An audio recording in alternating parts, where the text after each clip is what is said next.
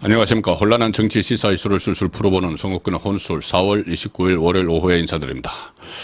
국민의힘이 전신망고 끝에 항우여 전 새누리당 대표를 비대위원장으로 추천을 했습니다.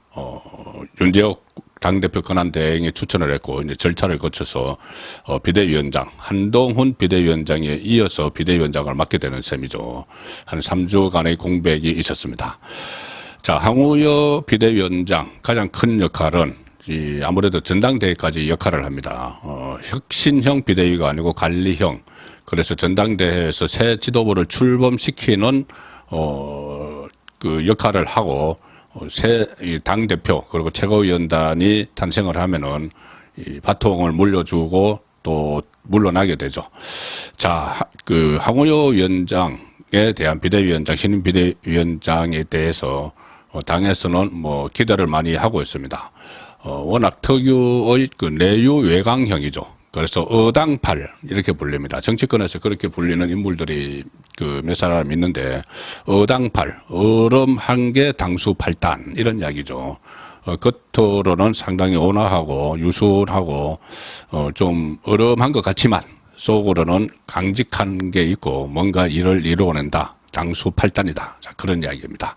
자, 그래서 어당팔 그 항우여가 어떻게 앞으로 이 국민의힘의 모습을 바꿀지가 궁금해지는데 가장 핵심은 자, 당대표를 선출을 하는 룰 같은 것도 만들 텐데 과연 항우여가 한동훈 전 비대위원장을 끌어낼 수 있을까?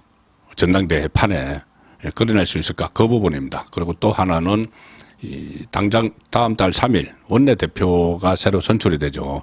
원내대표 선출되는데 친윤은 안 된다. 지금 뭐 영남은 안 된다. 이런 이야기들이 나오는데 친윤, 사실상 친윤 그리고 영남 빼면은 국민의힘에서 이 초비상 상황에서 이재명 조국에 맞서서 전투력을 발휘할 만한 사람은 거의 없습니다. 자, 그래서 원내대표도 어떤 그 인물이 뽑히느냐. 자, 지금부터 관전 포인트가 되고 있습니다. 일단 그 항우여 새 비대위원장은 판사 출신이죠. 그리고 감사원장까지 지내다가 이해창 그때 이 한나라당 총재에게 발탁돼서 이해창 비서실장을 하고 오선 국회의원을 하는 동안 한나라당의 사무총장 그리고 원내대표 새누리당 당대표 그리고 박근혜 정부에서 교육부총리 여러 가지 일을 다 그 경험을 했죠. 그리고 지난번 그 이준석, 나경원 그 당대표 경선할 때 그때는 전당대회 또 관리위원장을 해서 이 경험도 있습니다. 전형적인 내유 외강형이다. 그런 이야기 평가를 듣고 있고 과연 그 한동훈 재등판에 대해서 항우여 비대위원장이 어떤 역할을 할 것인가 저는 거기에 가장 관심을 두고 이것을 쳐다보고 있습니다. 일단 3주여 만에 항우여 당 상임 고문입니다. 현재 새 비대위원장으로 선출을 하면서 자기 지도체제 정비 작업에 본격적으로 착수를 했는데 6월 말 7월 초에 전당대회가 있죠. 이것이 가장 중요한 임무입니다. 지금 그동안 뭐 박진, 거령세 이렇게 윤석열 정부에서 장관을 지낸 그 중진들에게도 이 비대위원장을 맡아달라고 했지만 전부 다 고사를 했고 지금 항우여 비대위원장이 이 일종의 뭐 총대를 매는 그런 역할을 했는데 지금 뭐 관심이 모아지는 것은 전대 룰 개정, 전당대회 룰을 어떻게 개정할 것이냐. 국민의힘 전당대회 룰은 원래 당원 70%, 여론조사 30%였다가 작년 38 전당대회 때 이 김기현 체제를 출범시키면서 100% 투표로 바뀌었죠. 그래서 지금 다시 7대3 아니면 5대5로 가야 된다. 이런 그 이야기들도 있고 항우여 그 비대위원장 내정자도 이 전당대회 룰을 개정해야 한다는 입장을 언론에 밝힌 적이 있습니다. 그래서 전당대회 룰이 어떻게 그 개정될지는 좀 지켜봐야 되는데 100% 당원 투표든 지금 현재 상황에서는 70%대 30%, 70% 당원 투표, 여론조사 30%를 하든 아마 한동훈 비대위원장이 출마를 하면은 가장 좀 강력한 당권 주자가 아닌가. 여전히 지금 뭐 여러 가지 여론조사에서도 압도적으로 나오고 있기 때문에 그런 그 판단이 드는데, 자, 결국 한동훈 전 위원장이, 비대위원장이 출마를 할 것인가, 당권 도전에 나설 것인가, 이 부분인데, 저는 계속 결자 해지 차원에서 당권에 나와야 된다는 말씀을 드리고 있죠. 그러면 항우여 비대위 체제에서 이 한동훈 전 비대위원장이 실제로 이번 전당대회에 나올 가능성이 더 커졌을까, 아니면 좀 더 축소됐을까, 이 부분을 한번 따져봐야 되는데, 일단 뭐 전당대회를 관리하는 비대위원장이 뭐 누가 되느냐에 따라서 한동훈 전 위원장의 이 거취가 결정적으로 결정되지는 않겠죠. 그렇지만 비대위원장, 또 비대위원들이 선임이 되겠죠. 지도부 역할을 하는데, 전당대회 때까지 짧은 기간이지만은 항우여 비대위원장이 그럼 한동훈 전 위원장을 어떻게 평가하느냐, 그 부분이 중요하겠죠. 그래서 비대위원장을 맡으면서 전당대회 관리도 하지만 또 새로운 지도 체제를 출범을 시켜야 되니까 항우여 비대위원장이 한동훈 전 비대위원장에게 적극적으로 재등판을 권유할 수도 있는, 자, 그런 상황이기 때문에 어떻게 평가하는지가 중요하겠죠. 그래서 제가 찾아보니 이 항우여 그때 작년 연말에 윤재옥 당대표 권한대행이 그때 그 김기현 물러나고 나서 한동훈 비대위원장 카드가 막 부상을 했을 때 여러 의견 수렴을 하러 여러 그룹을 만났죠. 그때 윤재옥 권한대행이 당의 상임 고문들, 원로들과 만났습니다. 그래서 한동훈 비대위 카드에 대해서 논의를 했는데, 대다수가 지금 뭐 12척의 배, 김기현 체제가 무너지고 나서 총선 앞두고 12척의 배에 비유를 하고, 어떤 저 상임 고문은 그 이순신까지 이렇게 비유를 했죠. 한동훈 비대위원장 카드에 대해서 적절하다 이렇게 했는데, 그때 제가 항우여 그때 일부에서는 좀 조심스럽게 이야기하는 그 원료들도 있었습니다. 한동훈 카드에 대해서. 그런데 제가 찾아보니 이 한동훈 카드에 대해서 항우여 지금 신임 비대위원장은 상당히 긍정적으로 평가를 했습니다. 이런 이야기를 했습니다. 그때 원로들이 한동훈 체제에 힘을 실어주고 있었는데, 한동훈 체제 출범을 앞두고 항우여 상임 고문은 당시 그 상임 고문들 회의에서 이런 이야기를 했습니다. 2011년에 한나라당이 상당히 그때 어려웠다. 서울시장 선거 보선 패배하고 나서죠. 박원순에게.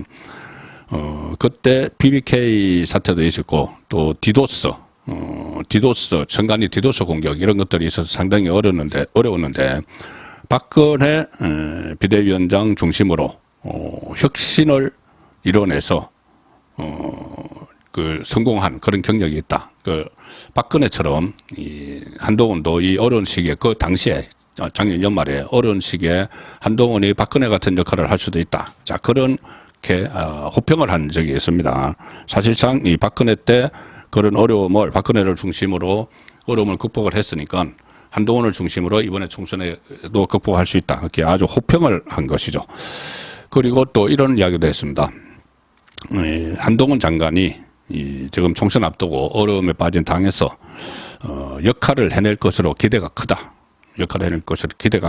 그러면서 이런 이야기를 했는데, 참 와닿는 이야기입니다. 뭐라고 했냐면은 한동훈 전 법무부 장관이 비대위원장이 된 후에 상처를 입지 않도록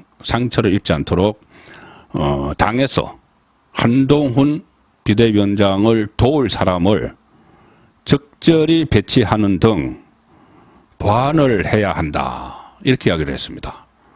자, 한동훈이 정말 이 적절한 카드인데, 이 위기를 헤쳐나갈 카드인데, 그 역할에 대해서도 기대가 큰데, 다만 아마 이 정치 신인이기 때문에, 정치는 잘 모르기 때문에 상처 입지 않도록, 비대위원장이 된 후에 상처를 입지 않도록 당에서 그를 도울 사람을 적절히 배치하는 등 보완책을 마련해야 한다. 자, 지금 사실상 한동훈에게 모든 걸 맡겨버렸었죠. 그때 항우여 고문의 말처럼 좀 원톱으로 끝까지 가지 않도록 이렇게 또 주변에서 좀 보완책을 마련했으면은 더 훨씬 좋은 성과를 총선에서 내지 않았을까도 싶은데, 어쨌든 항우여 지금 신임 비대위원장은 그때 이미 이 한동훈에 대한 역할에 기대를 하면서도 이거 잘못하면은 상처를 줄 수 있다. 자, 그 이야기를 그때 이미 했습니다. 비대위원장 된 후에 상처를 입지 않도록 당에서 그를 도울 사람을 적절히 배치하는 등 보완을 해야 한다. 자, 지금 이런 것들 보면 이제 시간이 지나고 나서 정말 옳은 이야기였죠. 그러면은 앞으로 초비상 상태에서 22대 국회 들어가면 초비상 상황이죠. 아무나 이거 대적할 수가 없습니다. 이재명 그리고 이재명의 핵심 신복 박찬대가 원내대표가 되고 거기에 또 조국 그 지원을 받고 또 추미애 국회의장이 될 가능성이 높은 추미애 지원을 받는 이재명 박찬대 라인에 아무나 대적을 하기는 어렵습니다. 전당대회에서 당 대표가 누가 선출될지는 아직 모르지만은 그것이 제가 누차 말씀드리지만 가장 최상의 카드는 전투력이 강한 뭐 친윤이니 영남이니 이런 거 다 배제하고 뭐 총선 패배 책임론까지도 저는 배제를 해야 된다고 봅니다. 총선 패배 책임 있는 사람은 오히려 본인들이 결자 해제를 해야 되는 그렇게도 그런 측면도 있죠. 그래서 저는 한동훈 그 당대표 체제가 들어서고 원내대표는 지금 사실상 다른 그 김도읍을 비롯해서 다른 후보들이 포기를 했습니다. 이철규 이철규 혼자 사실상 단독 출마를 할 것 같은 분위기인데, 뭐 이철규 의원에 대해서 친윤이라고 또 반대를 하는 목소리도 있지만, 그 반대를 하면서 본인들은 그 자리를 맡으려고 하지 않습니다. 일종의 이제 나중에 이 힘든 자리가 되고 악역이 될 텐데, 극심한 요소야대 구도에서 원내대표가 자기들을 맡으려 하지 않으면서 친윤이라서 안 된다 이런 이야기를 하는데, 자, 지금 친윤이든 영남이든 총선 패배 책임론에 휩싸여 있던 지금은 모두 전투력 강한 인물들이 앞으로 나서야 되기 때문에 황우여 비대위의 가장 큰 임무가 그것 아닌가 싶습니다. 정말 강한 세게 대적할 수 있는 이재명 조국 라인에 세게 대적할 수 있는 사람을 당대표 원내대표로 내세우는 일에 황우여 비대위원장의 큰 역할이 있을 것 같은데, 일단 황우여 비대위원장은 한동훈에 대한 기대와 역할이 여전히 있기 때문에 한동훈의 등판이 현실화될 가능성은 조금 더 높아졌다. 저는 그렇게 파악을 하고 있습니다. 송국근의 혼술이었습니다.